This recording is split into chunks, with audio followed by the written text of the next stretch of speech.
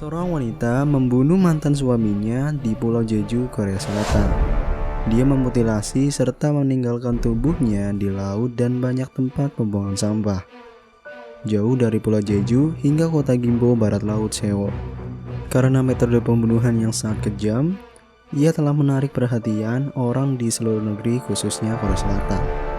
Siapa dia? Mari kita bahas di Mondi News.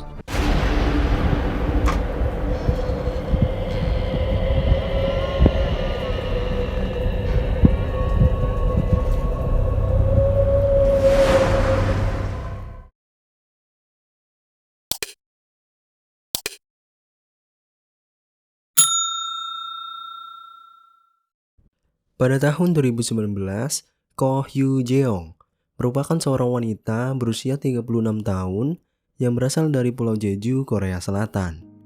Keluarga Ko juga adalah keluarga kaya yang menjalankan perusahaan kereta sewa di pulau yang sering menjadi tumpuan pelancong dunia. Hyu Jeong pernah menikah dengan seseorang lelaki yang dikenal sebagai Kang Jiang. Mereka berdua berkenalan sejak dari university dan melangsungkan pernikahan pada bulan Juni tahun 2013. Hasil perkawinan tersebut, mereka dikaruniai seorang anak lelaki. Namun kebahagiaan rumah tangga Ko dan Kang tidak bertahan lama. Pasangan itu bercerai pada penghujung tahun 2016. Perceraian tersebut disebabkan daripada Ko yang mengintimidasi Kang secara fisik dan mental. Yang pasti sih masalah duit ya. Hak penjagaan anak mereka diberikan kepada Ko karena Kang yang dianggap masih berstatus mahasiswa dan tidak memiliki sumber keuangan. Oleh karena itu, pengadilan akhirnya memberikan hak asuh putranya kepada istrinya, Ko Hyu Jeong. Tetapi Jiang masih memiliki hak mengunjungi putranya 2 kali sebulan. Setelah perceraiannya, Jiang sangat merindukan putranya. Namun setiap kali dia meminta untuk mengunjungi putranya, mantan istrinya selalu menolak dan menjawab dengan nada yang dingin. Alhasil, Kang Jiang belum pernah melihat putranya dalam 3 tahun perceraiannya.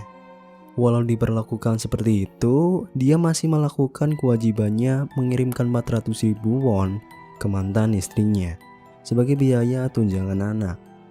Pada tahun 2017, Kang mengetahui bahwa Ko Hyu Jeong menikah lagi. Oleh karena itu, dia sedikit khawatir apakah pria itu akan memperlakukan putranya dengan buruk. Jadi dia mengajukan banding ke pengadilan berharap menggunakan haknya untuk mengunjungi putranya. Akhirnya pengadilan memutuskan bahwa Ko Hyu Jeong harus membiarkan putranya dan Jiang bertemu pada 25 Mei tahun 2019. Keputusan ini membuat Hyu Jeong semakin membenci mantan suaminya. Pada hari itu, Kang Jiang mengemudi ke penginapan untuk menemui putranya di pondok yang ditunjuk oleh Hyu Jeong. Gambar yang diambil oleh dashboard cam cukup menyedihkan. Pasalnya Jiang terlihat sangat senang sampai menyelundupkan sebuah lagu untuk putranya.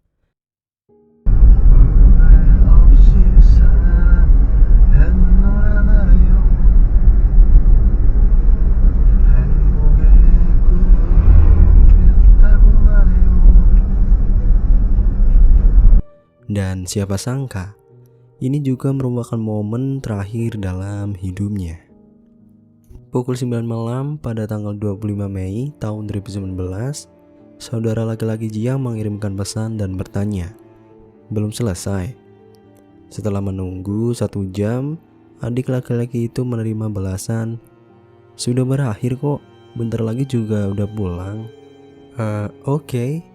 Jangan lupa ya kak, langsung ke tempat kerja, bos menunggu. Tetapi sampai pada tanggal 27 Mei tahun 2019, adik laki-laki Kang Jiang tidak pernah melihat kakaknya muncul. Adiknya menjadi curiga dan melaporkan keluarga Ko Hyu Jeong ke polisi. Sampai di kantor, adik laki-laki Jiang berkata bahwa saudaranya menghilang setelah bertemu dengan mantan istri dan putranya pada tanggal 25 Mei tahun 2019. Setelah itu, polisi menelpon dan menghubungi mantan istri Kang Jiang.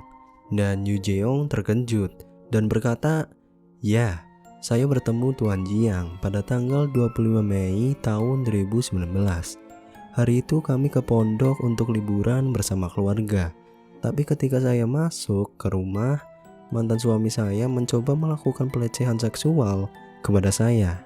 Saya mencoba teriak, kemudian dia melarikan diri melalui pintu belakang. Polisi tidak mencurigai Yu Jeong pada saat itu, karena nada suaranya sangat stabil dan tidak ada keraguan, sehingga polisi mempercayainya. Tetapi dalam beberapa hari berikutnya, polisi masih tidak menemukan Jiang. Jadi pada tanggal 31 Mei, polisi menghubungi Yu Jeong lagi dan meminta beberapa detail lebih lanjut. Ketika ditanya tentang waktu check out dari penginapan, Yu Jeong memberitahu polisi tanggal dan waktunya, yang ternyata berbeda dengan pernyataan kepala pondok penginapan. Polisi menjadi curiga dan merasa Yu Jeong menyembunyikan banyak masalah. Pada 31 Mei, polisi secara resmi mengajukan surat perintah penggeledahan di pondok penginapan, tempat terakhir Jiang berada. Kamar terlihat dibersihkan dengan sangat rapi, tetapi polisi juga gak hilang akal. Mereka menggunakan teknologi canggih untuk memeriksa ruang tamu, kamar tidur, dan dapur. Sampai akhirnya noda darah ditemukan, dan tes DNA membuktikan bahwa noda darah ini adalah noda darah Kang Jiang. Pada saat ini, polisi memutuskan bahwa Jiang mungkin telah terbunuh. Pada hari yang sama, polisi memperoleh surat perintah penangkapan dan penggeledahan rumah Yu Jeong secara paksa. Namun ia tidak ada di rumah hari itu. Tapi polisi menemukan senjata pembunuh di dalam mobil Yu Jeong. Pada 1 Juni pukul 10 pagi, Yu Jeong ditangkap di depan rumahnya sendiri. 오전 10시 32분경으로 사진대로 긴급 체포하겠습니다. 왜요? 변호인을 선임할 수 있고 불리한 짓을 거부할 수 있고 체포 정보를 신청할 수 있어요. 그런 적 없는데. 우리가 다 했는데. Polisi memeriksa dan mencari semua informasi termasuk ponsel, komputer, dan CCTV rumah, hanya untuk menemukan apa yang dilakukan Yu Jeong sebelum melakukan kejahatannya. Tim penyelidik mengatakan bahwa kronologi pembunuhan berawal dari Yu Jeong yang membeli pil tidur di sebuah rumah sakit di Cheongju. Nama obat tersebut adalah Xiaopamian, yang memiliki efek tidur seperti obat bius binatang buas. Pada tanggal 20 Mei, dia menyetujui tempat pertemuan dengan mantan suaminya dan mengatakan kepadanya bahwa dia akan memasak hidangan pembuka untuk Kang Jiang. Pada 22 Mei, Yu Jeong membeli pisau untuk kejahatannya di sebuah supermarket di kota Jeju, dan serta membeli beberapa barang seperti sarung tangan, deterjen, pemutih yang digunakannya di TKP. Setelah berbelanja, Yu Jeong tidak lupa mengumpulkan poin di supermarket. Tujuannya supaya mendapat diskon atas barang yang dia beli. 25 Mei adalah hari ketika janji dijadwalkan untuk bertemu. Setelah ketiganya tiba di rumah, Yu Jeong berkata, "Sudah lama aku tidak memasak untukmu. Aku akan memasak kari untukmu." Selama waktu itu, dia memasukkan obat tidurnya ke dalam kari dan minuman Kang Jiang. Yu Jeong membawa putranya ke ruangan lain, lalu mengeluarkan senjata yang sebelumnya dia sembunyikan. Jiang merangkak untuk melarikan diri tanpa sadar dan berdarah. Namun Yu Jeong mengejar dan menikam setidaknya 3 kali kepalanya. Akhirnya Kang Jiang meninggal secara tragis dengan pisau mantan istrinya. Pada tanggal 26 Mei, Yu Jeong meninggalkan penginapan untuk menyerahkan putranya ke orang tuanya, dan kemudian kembali lagi untuk menangani jenazah Jiang. Dia mengeluarkan gergaji yang dibeli di supermarket dan mulai memotong tubuh Kang Jiang. Setelah itu, untuk menghilangkan bau busuk dan bau darah, Yu Jeong memasukkan potongan mayat itu ke dalam panci untuk dimasak. Pada 27 Mei, CCTV penginapan menunjukkan bahwa Yu Jeong meninggalkan ruangan pada siang hari. Kemudian CCTV lainnya memperlihatkan ia mengemudi ke pembuangan sampah di dekat penginapan dan mengambil 2 hingga 3 kantong sampah dari mobilnya Diduga itu adalah mayat Kang Jiang. Pada tanggal 28 Mei, Yu Jeong pergi ke supermarket lagi untuk membeli koper, parfum, dan sarung tangan plastik. Malamnya ia terlihat membawa koper besar dan beberapa kantong sampah menuju ke pelabuhan jurusan Jeju ke Wando. Di pelabuhan, Yu Jeong diketahui membeli tiket perahu untuk menjalankan aksinya. Setelah naik kapal, sekiranya tidak ada orang di sekitar, Yu Jeong membuka koper yang diduga berisi mayat mantan suaminya dan membuangnya ke laut sampai tak tersisa. Selain itu, untuk membingungkan para polisi, Yu Jeong menggunakan ponsel mantan suaminya untuk mengirimkan pesan kepada dirinya sendiri. "Maaf, saya telah memerkosamu karena saya tidak bisa menahannya. Dan saat ini saya masih harus bekerja. Tolong jangan laporkan saya ke polisi." Namun pernyataan ini ditolak oleh polisi dikarenakan bukti kuat rekaman Yu Jeong.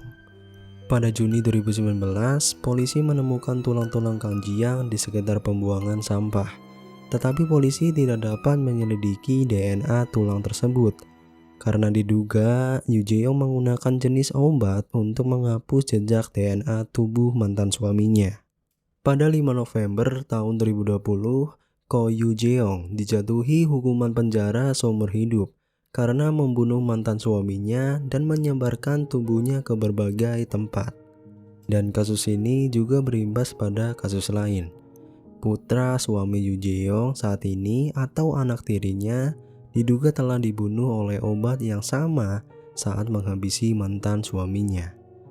Tetapi Yu Jeong berdalih, dia berkata bahwa itu murni tindakan bunuh diri dan menolak untuk mengakui pembunuhan anak tirinya.